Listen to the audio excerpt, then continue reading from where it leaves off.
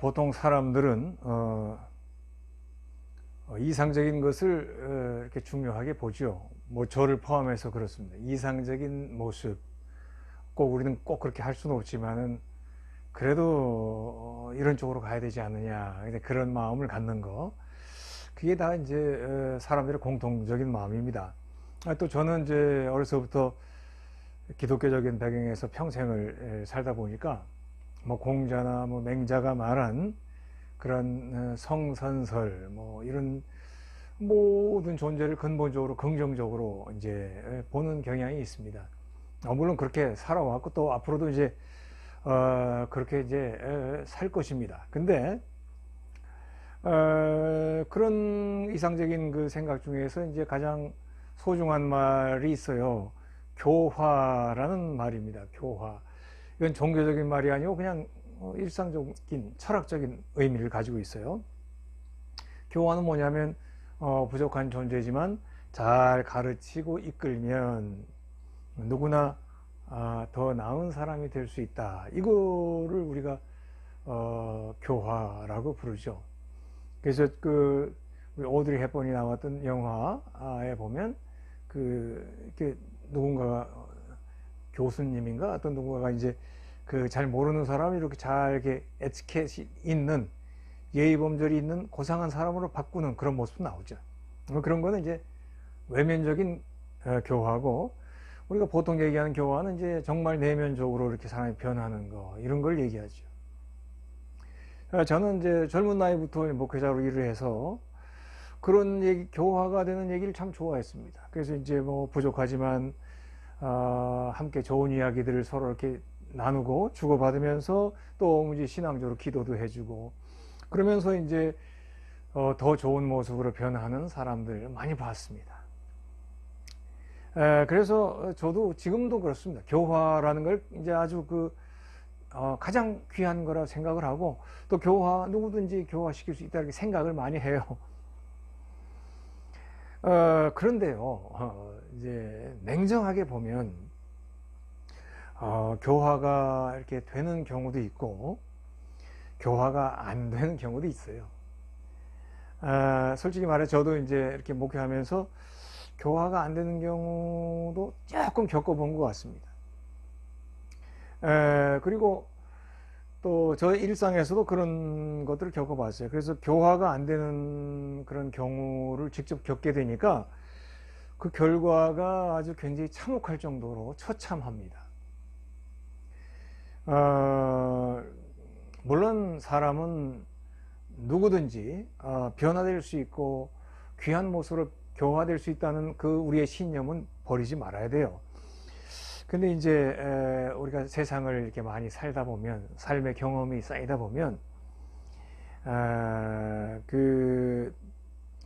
좀 실제적인 삶에서 우리 현대인의 삶이라는 게 바쁘고 또 빠르게 어떤 선택의 기로에서 빨리 이쪽을 선택해야 가야 되고, 그 정신없이 돌아가는 게 우리 실제 삶이잖아요.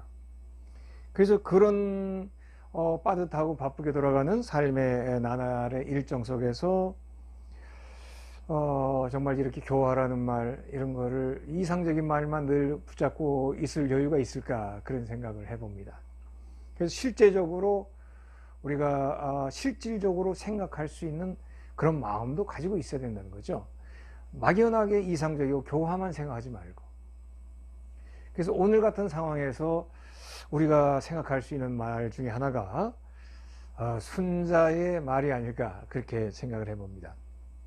순자의 말 중에 이런 말이 있습니다. 제가 약간 풀어서 한번 읽어드리겠습니다. 천하의 궁수도, 천하의 활 잘 쏘는 사람도 뒤틀린 활과 굽은 화살로는 표적을 명중시킬 수 없다. 또 있어요. 천하의 수레를 잘 모는 그런 수레의 몰기의 명인이라 하더라도 말이 다리를 절거나 또는 수레가 부서져 있으면 그거 가지고는 먼 곳에 갈 수 없다. 또 동양사상에서 가장 이상적인 존재들, 요임금, 순임금 이렇게 얘기할 수 있거든요. 요임금과 순임금은 그냥 모든 백성들이 그분들을 보면 자발적으로 마음문이 열리고 태평성들이 이뤘다는 그런 이상적인 모델의 모습이죠. 그런 요임금 순임금의 이야기에도 보면 그 훌륭한 요임금 순임금을 보고도 교화되지 않는 사람도 있었다, 이렇게 이제 순자가 얘기합니다. 그래서 이제 그 원문에 보면 예라는 사람이 있고 복문이라는 사람이 있습니다. 예나 복문, 이 두 사람은 최고 활을 잘 쏘는 그 활쏘기의 명인입니다. 그런데 이렇게 아무리 활을 잘 쏘아도 뒤틀린 활과 굽은 화살로는 목표물을 맞출 수 없다. 그리고 왕량이나 조보 같은 그런 이제 수레를 잘 모으는 명인도 역시 말이 시원치 않고 수레가 부서졌으면 먼 곳에 갈 수 없다. 또 요임금과 순임금처럼 천하 사람들을 교화를 잘하는 그런 인품이 있는 사람들이지만 이 사람들도 교화시킬 수 없는 사람들이 있었다. 이게 이제 순자의 말이에요. 그 순자가 대단히 그 위대하고 중요한 이유가 여기에 있어요. 사람들은 우리가 공자, 맹자만 알고 순자를 잘 모르거든요. 그러니까 순자 하면 그냥 성악설을 주장한 사람, 맹자는 성선설, 순자는 성악설. 그래서 맹자는 인간을 긍정적으로 보고 순자는 부족한 존재로 본다, 이렇게 우리가 윤리 시간에 많이 배우죠. 그런데 그 정도만 알고 상세한 내용 우리가 잘 모르는데, 사실 순자에 대해서 우리가 너무 많이 모르는 부분이 많고요. 또 굉장히 순자가 중요한데 그 중요성을 잘 모르고 우리가 지나가는 경우가 많습니다. 왜냐하면 이제 송나라 이후에 주자가 성리학을 이렇게 주창하면서 맹자를 강조했거든요.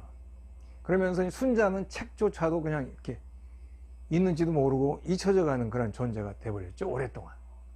그러다가 이제 세월이 많이 지나서 이제 청나라 시절에, 청나라 때는 위대한 시절입니다.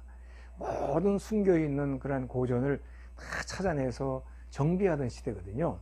고증학이라고 그러죠. 그 청나라 시대에 순자를 다시 보기 시작한 거예요. 제대로 된 주석도 나오고, 그러면서 오히려 근대에 들어서 맹자보다는 순자를 중요하게 보는 사람들이 많이 늘어났습니다.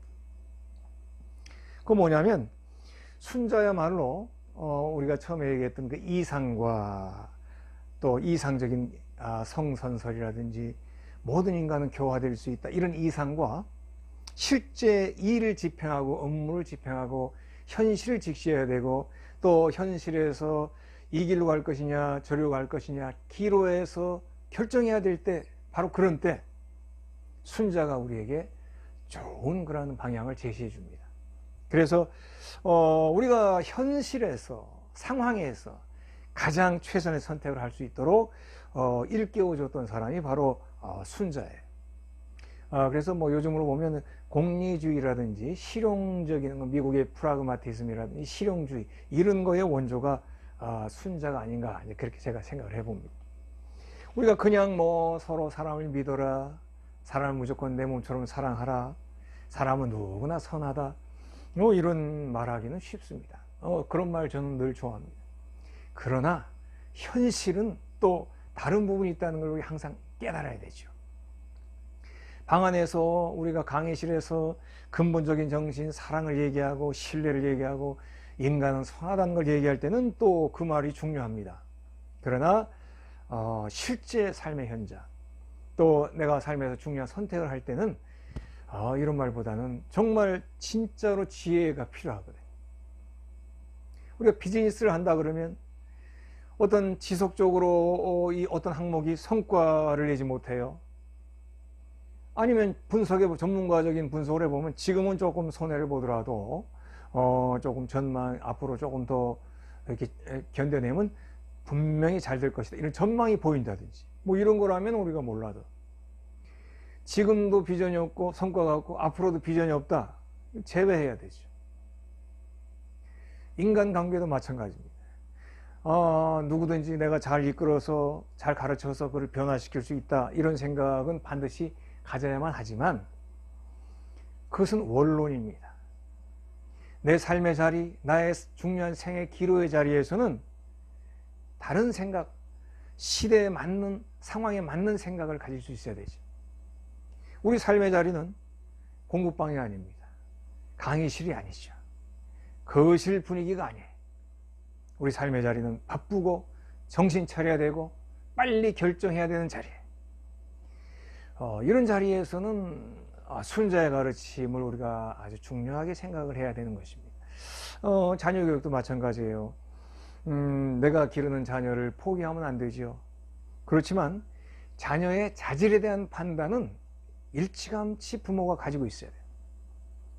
그래서 포기할 부분은 빨리 포기해야 돼요. 예를 들자면 제일 중요한 공부.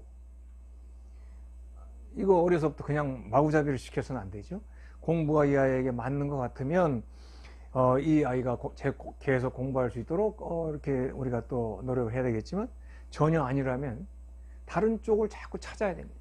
어떤 뭐 예술이나 음악이나 운동이나 또 다른 어떤 취미 활동, 여러 가지 중에서 뭐가 맞을까를 연구해야 되죠. 그거가 안 돼서 계속 보면은 이제 어려움들이 많이 이제 생겨나지 않습니까?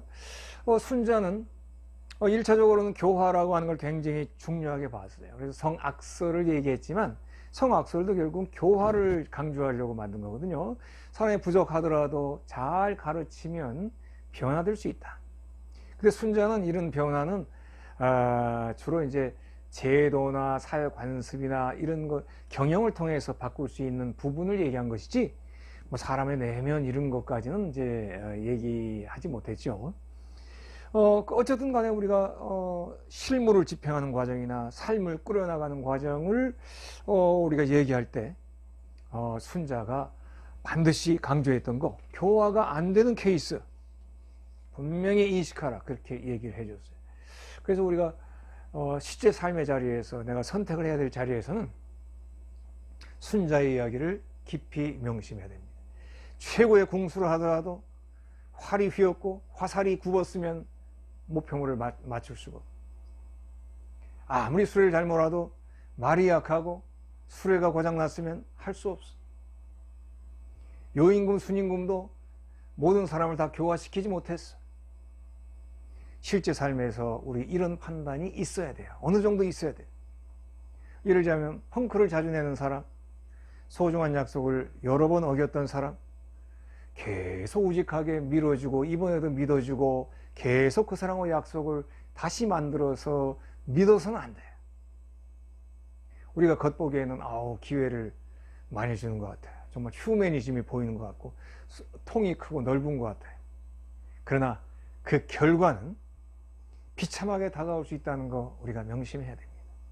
그래서 이것이 순자의 가르침이에요. 그래서 이러한 가르침은 우리 삶의 여러 군데에도 이제 적용이 될 수 있습니다. 나 자신에게도 이 얘기를 적용할 수 있고요. 인간관계에서도 적용을 할 수 있고, 더군다나 우리가 삶에서 직장의 관계라든지 또 사업과 업무의 관계에서라든지 순자의 이런 그 가르침은 우리들에게 굉장히 좋은 현실적이고 또 가장 최적의 길을 우리가 갈 수 있는 방법 중에 하나가 될 수 있는 소중한 그 바탕이 되지 않을까, 그렇게 생각을 해 봅니다.